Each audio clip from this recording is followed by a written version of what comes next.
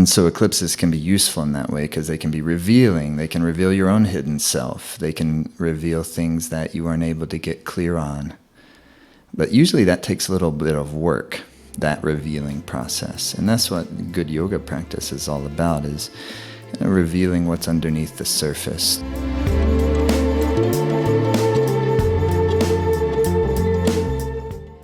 Hi everybody. Welcome. Happy Eclipse Day.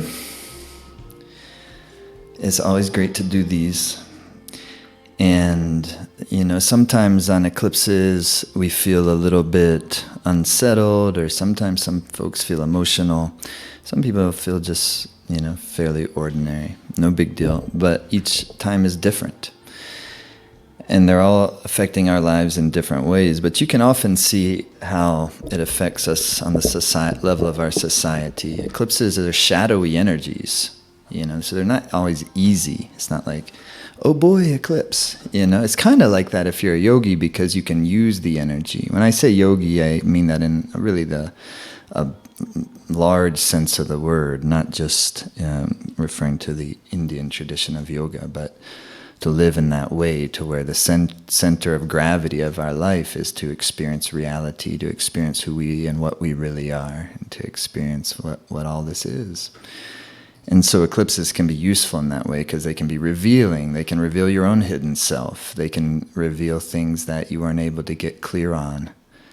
But usually that takes a little bit of work, that revealing process. And that's what good yoga practice is all about, is revealing what's underneath the surface, to go below the surface of the senses and more, so we can dwell into our deeper energy, which is our most substantive energy. And the more we have connection with that part of it, this is natural. This is not supernatural. This is all of us, everyone, your kids, us, grandparents, everyone across the planet has this reservoir of inner energy.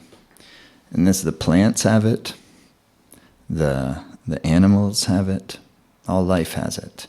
It's the Buddhist is also Buddha Purnima.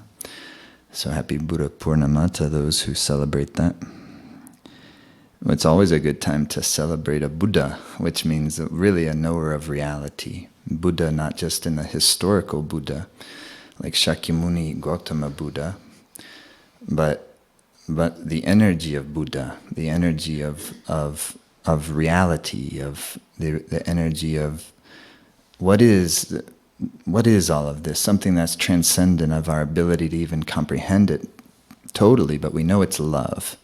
So the Buddhists call that inner energy that we have, and I'm just giving it my own kind of language, inner energy, but they call it Tathagata Garbha, the inner Buddha nature that is endeavoring to blossom out of you, every living being. And that's why all living beings become so precious, because everyone is a vessel of that, all the plant life. And so when we treat our world with disrespect, that comes right back to us in our own suffering. And so when you have these eclipse energies, like it was pretty fascinating, the last eclipse just 2 weeks ago exactly from right now, you had a solar eclipse that was happening in the part of the sky, in the part of sidereal Aries that's called Bharani. And each of these kind of lunar mansions, sections of the zodiac, sections of the different constellations, they have a symbol, and then they have a Shakti, a power, they have a desire, and then they have a type of like deity that rules them. But where that eclipse happened 2 weeks ago in Bharani, its symbol is the vulva, the female sex organ. And just a couple days later, what got revealed? There was documents leaked from the United States Supreme Court with their intention to try to overturn the Roe v. Wade that's protecting female reproductive rights. Fascinating, right? Totally fascinating. So these are forces of nature that are in action. But we want to get into the higher forces, the higher expression, the more subtle, the more desirable expressions of these forces of nature. Not constricting people's rights, but helping people to blossom into their true selves. How do we do that? How do we do that individually for ourselves in our own life? But then also, how do we do that collectively? My happiness is totally intertwined with my real concern for your happiness. To whatever genuine concern I have for your happiness across the board, regardless of like you agree with me or not, and regardless of our status of relationship, we know each other, we don't know each other, we like each other, we don't like each other. That still, that I know that my happiness is intertwined with your happiness, I'll behave differently, won't I? But I have to genuinely know that to actually behave, to have it change my behavior in a more profound way. You understand what I mean? And that's the beauty of these yogic practices, is so you can tap into that deep reservoir of energy, of like going underneath the surface. This is why so much emphasis is put on mantra in yoga practice. And that's said to be, during the eclipse, the best thing, is chanting mantra. Partly why, but that also is kind of generally said to be the best thing in most yogic practices. Because mantra is dealing with the akasha element, the ether element. There's earth element. There's earth element is fragrance, smell. Water element is taste, governs the taste. Fire element governs vision, sight, light. Air element governs tactile perception, nervous system. Air element, but ether element governs sound, akasha. That's the medium through which space travels. So it's the most subtle of the 5 elements. And so during an eclipse, this is subtle stuff we're dealing with. This isn't things that are going to necessarily be totally obvious unless you're paying attention to the subtleties, which then some things do become rather obvious, such as seeing certain patterns in nature play out over and over and over and over again. But also seeing those patterns of nature play out in our lives over and over and over again, like our own habits, our own inner habits. So we keep on attracting the same old things, same old kind of scenarios, same old kind of energies into our life over and over and over and over again. Tap that deep reservoir a little bit. We stop doing that as much, because why? When you can kind of tap into your own reservoir of love, your standards for yourself get higher. And that allows us to kind of take control of our mind a little bit and recognize how precious our life is and how important our life is, and that our life has a purpose. If nothing else, it has the purpose of being happy, and everybody wants that. We all share that same desire and aspiration to be truly, genuinely happy. And this is what the science of yoga very beautifully deals with.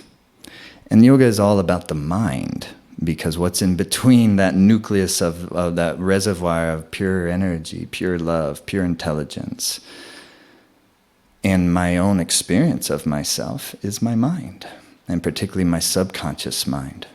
So if we stay at the more surface level of the thinking, that's okay, but we kind of keep on spinning the same wheel over and over and over. If we want to change what's going on in the wheel, then we have to kind of tap deeper down into ourselves and access something of greater substance. And so this is what we do when, for instance, we're doing a meditation practice, and particularly chanting mantras. Because otherwise the mind's going to keep going and going and going. A mantra, any meditation, but particularly in this case a mantra, gives the mind a center point, a gravity, a point of focus. So, and then you're putting the mind and you're vibrating a sound like Vaheguru, Vaheguru, Vaheguru. And it's just not any sound, of course. They're great mantras that have great resonance and great vibration. It's a beautiful science. And so, and they work with the elements, and they help us get the more higher desirable, I say higher and I mean desirable, the more desirable expression of all these elements, of all these experiences we're having. The experience of an eclipse in Bharani Nakshatra, and now the experience of a lunar eclipse in what's called Vishaka Nakshatra, which is in this case is in the early part of Scorpio, and that makes it a little bit of a doozy, because Scorpio energy. This is what in Vedic astrology they commonly say is the moon, when it's in Scorpio, is in debilitation. And that's because it's unsettled there. Scorpio is always a transformational force. Great for yoga practice, great for meditation practice, like the 8th house of the zodiac. And so when you have the moon there, the moon is wanting to feel safe in order to express its beautiful emotions. And Scorpio doesn't always present that possibility so easily. That's why things like yoga practices and practices that deal with the inner energies of life and transmutation of the inner energies of life, such as Kundalini Yoga, is an excellent thing to do in that case. And somebody with natal planets in those positions will benefit very much from things like this, because that energy's got to go somewhere. And that's the thing about an eclipse. That energy has got to go somewhere. That's the thing about our lives in general, when we have high tides that are coming where we're feeling a whole bunch of there's challenging energy or exciting energy, two sides of the same coin. So in either case, we're still working to create a really good channel for our energy that is going to help whatever is going on in our lives and all the circumstances, regardless if they're exciting and fun or challenging and difficult and painful. That on both sides of that we're still, everything's kind of moving in the same channel. Do you understand what I mean? That's what yoga practice can help us do, is to keep our energy centered in our nervous system in such a way, or what in Kundalini Yoga is often referred to as the central channel, or Shushmana. And that central channel is part of the pranic body, just like if you go get acupuncture. This is what they're working with. They're working with your chi, your prana. And you leave your acupuncturist appointment, you feel fantastic. Well, in the same way, the yogis understood these. They all come from the same thing. When we're talking Ayurveda or any type of medicine, that's the healing side of the yoga. And then if you're in terms of working with transmutation of energy, you're working with blossoming of the heart, well, this is the deeper spiritual side of yoga. And all those works together as one thing. That's why we put emphasis on taking good herbs, using good food. All the things are kind of circling around that center of gravity, as we're here to blossom. We're here to experience what our life is all about and feel fully alive. So it's not about, I don't look at it these days as disciplines as much as also devotions. So the first limb of yoga they call yamas, disciplines, but the second limb of yoga is niyamas, devotions. Of course we need certain type of discipline in order to actually do the things that are going to keep us healthy and keep our mind and heart connected, keep our intuition intact, we have our exercise routines. We have our routines so we make sure we're getting enough sleep and all these things. These are the disciplines. But equally important are what I call devotions. And it need not be religious devotions. This is just the devotions, the loves of your life. So when I think of yoga and meditation practice, I don't think discipline. I think devotion. And then when you get into chanting these mantras, we all want to feel love, and we all want to experience love. And that's why you kind of sometimes can start with just tuning into your suffering and the very fact that we are suffering. And that helps to give rise to the very fact that we want to experience real love.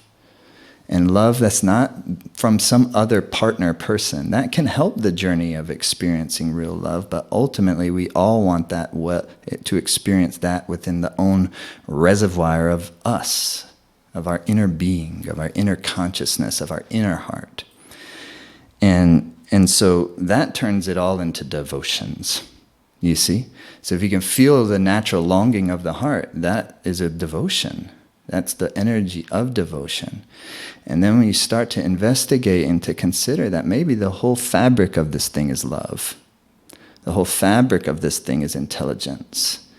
And to have that type of very genuine experiential communion with all of life and feeling our interconnectivity with each other, now we're in business. Now we can do something. Now we can use these kriyas and these exercises, and they become very helpful. But it's always good to check our motivation to start with. What is it that we're doing? What is it that our lives are all about? If we really tune in with ourselves and use our common sense, tune into our own heart and our own desire to feel love, to be realistic, to know that my happiness is connected to my concern for your happiness, and to figure out how to make that come alive genuinely in my life. And you figure out how to make it come alive genuinely in your life. These are treasures that help us to feel good and to have a good time and to not be too heavy and to have fun. You see, if it's so much discipline, like you're thinking of it in terms of self-improvement as opposed to like self-love, self-happiness, allowing ourselves to also cheer up and to not be too heavy, because there's plenty of things to be heavy about. But there's also plenty of things to be cheerful about. And to be able to have that inner vitality that happens from helping to concentrate and gather our life force in our central channel. We could just simply call that the central nervous system. So tonight we're going to do this kriya, this experience I think you're going to love. But it's all about activating the central nervous system, gathering the prana in the center of the body, of the mind. And then stimulating the pituitary gland, which is the physical corollary to your Ajna chakra, third eye point. And by doing those two things, by giving that type of deep inner vitality to the nervous system, and then that type of kind of etheric balance to the endocrine system, starting with your pituitary gland, it brings you into a nice state of blissfulness, a nice state of you feel relaxed and like comfortable in your body. Now you feel safe. Now the moon is benefiting. The moon is our feeling mind. And so now when the moon is feeling safe and you also happen to maybe be in an eclipse window, this is good. At least for those moments in your centered meditative space. And eclipses are fantastic for getting into meditative space. And it doesn't mean just like while the eclipse is happening, but that is definitely the moment that is, I find to be most where you really can tell a lot of the time. You can really tell, like if you've ever woken up early in the morning and you've done meditation practice or yoga practice as the sun is rising, before the sun rises and until the sun rises, definite. You don't need anyone to tell you that it's easier to go into a meditative state in those hours. It's totally apparent to anyone who's done it at least enough. And the same way as with an eclipse time. They really kind of, just like things are revealed, the veils are kind of thinned a little bit during these times. And because we're right now in particularly transformative times of really big change, then all of it kind of feels like it has a little extra gravitas, a little extra energy, especially when you get one that's strong, on the strong side like this. So it's a beautiful time to be alive, and it's a time where we can use this energy to really kind of bring forth the greater purpose of our life, because that blossoms our happiness. And that's a type of, and often it's the case, especially in the modern and Western world, when we hear purpose, we think like a career or entrepreneurship or something like this. And sure, purpose like dharma can give you a career, but it's not the career itself. And so when we say purpose, what it really means is is probably impossible to describe with normal language. But at least what it means in a certain context is being connected to the actual experiential feeling of purpose, to where it is active in your life and it is causing you to feel a very real inner sense of guidance, inner sense of, I know what my life is all about. And then able to move in that direction. And a lot of the times, we can't actually describe it. And somebody asks, what do you do? And you don't have the line of whatever, like some people may have, and who have like Instagram accounts with a lot of people that follow them. And that means nothing in terms of purpose and dharma. It's so much deeper and more substantive than any of that. This is the blossoming of the human heart. Can it bring prosperity? Absolutely. In and of itself, it does, because it's the energy that provides all the resources that we need in our lives to do what we came here to do, to live our life. I always notice that with when the new child is born, anybody that child is born, probably, I think most people experience that child brings everything it needs at some level. It's, when there's a prosperity that comes with new energy. In the similar fashion, when that is born inside of ourselves, when our sense of purpose is born inside of ourselves and is slowly, this is not like boom, it happened back in May of 2022, I did this webcast and poof, no, this isn't how it works. But it can help us maybe kind of put a little wind behind our sails.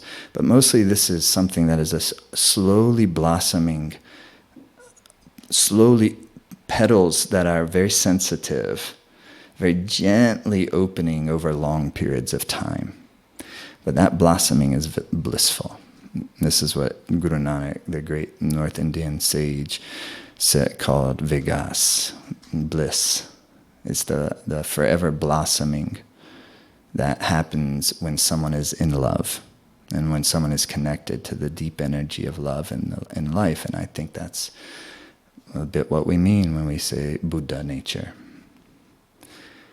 And yet what that really is beyond our comprehension. So that's why we're going to work with the meditations, and we're going to work with mantra specifically tonight. Because mantra, if you think of thinking thought like this, let's say a person's on one side of a lake and is going to swim to the other side of the lake. So swim along the surface. This is metaphorical for the thinking mind. But say that person then wants to go into the lake and then dive deep down. So not going distance lengthwise, but going deep down, going underneath the surface. This is what is the meditative mind is all about. And so it's actually, you can't stop your thinking mind just by saying stop. So you have to give it something. And so you give it a mantra, Vaheguru, Vaheguru. And using that vibration, the tip of the tongue, striking the meridians on the upper palate, the sound vibration in the chest and the central channel, the vibration on the lips. And if we've already done exercises and pranayama and we've got the energy flowing, then you can really vibrate a sound. And then if you can vibrate a sound, that gives you the ability to direct your mind. And so by dwelling on the mantra, and just trying, and as soon as you try to make the mind meditate, immediately it starts to jump, and it starts to react, and then you just keep going. That's why the mantra is handy, because it gives you a point of focus, because we already know the mind is going to do that. People start to meditate, especially if they're newer to it and they're not quite sure what meditation is yet, is that they try it and then they experience how active their mind becomes, and it's like, I'm not very good at meditation. I hear it all the time, I'm not very good at meditation. Nobody is very good at meditation unless you do it all the time. Because all meditation is bringing awareness to our mind and allowing the mind to become more spacious. And by bringing that awareness into the mind and to its patterns and its waves, and recognizing its patterns as waves as temporary fluctuations. If they're really weird thoughts, we're not like tripped out on that. If they're really like amazing thoughts, we're not overly proud of that. We're just watching. We're practicing awareness. And when you practice awareness has an energy that is of a greater frequency than just the thought. So that awareness, in a certain way, you can think of it like melts or dissolves the more superficial thought waves. Once that happens, now finally you can dwell in the inner energy, the inner reservoir of your being, and enjoy yourself and enjoy your very beingness.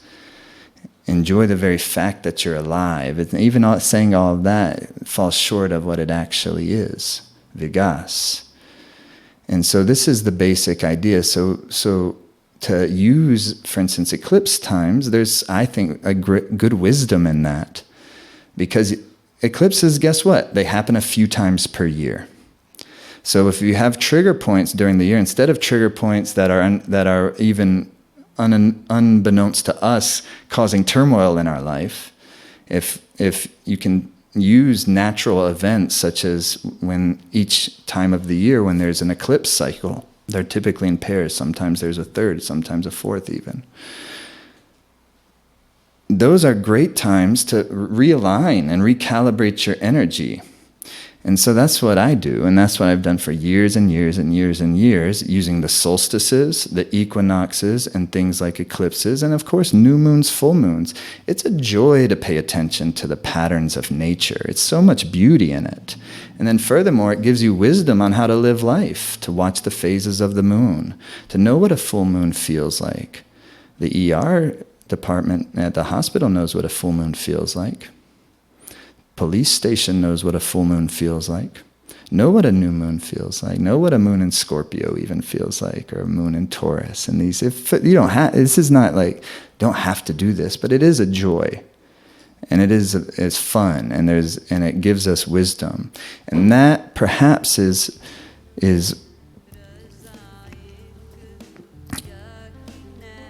the true benefit of dwelling in the meditative psyche. Is, as Guru Nanak says, your psyche becomes drenched in wisdom and inner knowing. Your psyche becomes drenched in wisdom and inner knowing. You don't have to go look for purpose. You see that your purpose is your very essence. And so then if we can work with these practices enough, then we can really learn to trust our inner knowing, and then watch what that does in our life. Life is blossoming that way. Hey, thanks for watching on YouTube. Best easy way to stay in touch with us. Hit the subscribe button here. You'll see our videos when they come up. If you enjoyed this one, hit the like button. It'll help more people see it, help the channel grow.